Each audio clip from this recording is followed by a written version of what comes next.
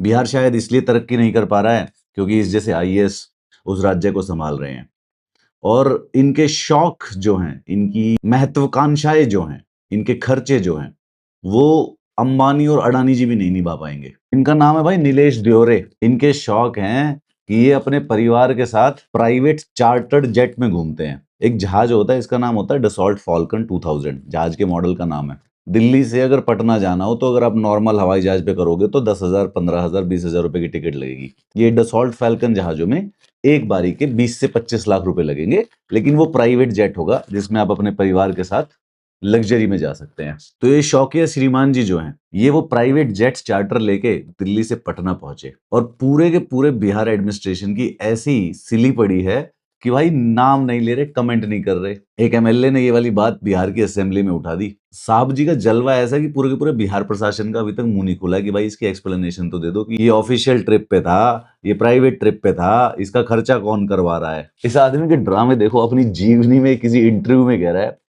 कि मुझ 6 बजे मेरे बिस्तर में मेरे पिताजी आए और मैंने उन्हें बताया कि मुझे तो 1 करोड़ का फ्लैट इनाम के रूप में मिला है। मेरे पिताजी ने बधाई देकर बोला कि उन रुपयों को किसी अनाथालय को दान कर दो।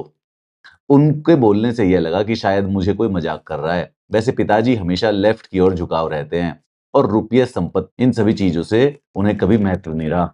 लिखने में आदमी लेफ्ट है, गवर्नमेंट में राइट है, और अय्याशी उतार रहा है प्राइवेट जेट पे। बिहार का सीएम भी प्राइवेट जेट चार्टर नहीं करता। और इन भाईजान के शौक देखो। ओरिजिनली महाराष्ट्र के हैं, महाराष्ट्र से आके बिहार काडर में काम कर रहे हैं, बिहार का संपत्ति खा रहे हैं। महाराष्ट्र से बिहार, राज ठाकरे जी को बताना पड़ेगा। मोदी जी कहते रहते हैं कि कॉलोनियल हैंगओवर हटाना है, हैंगओवर हटाना है।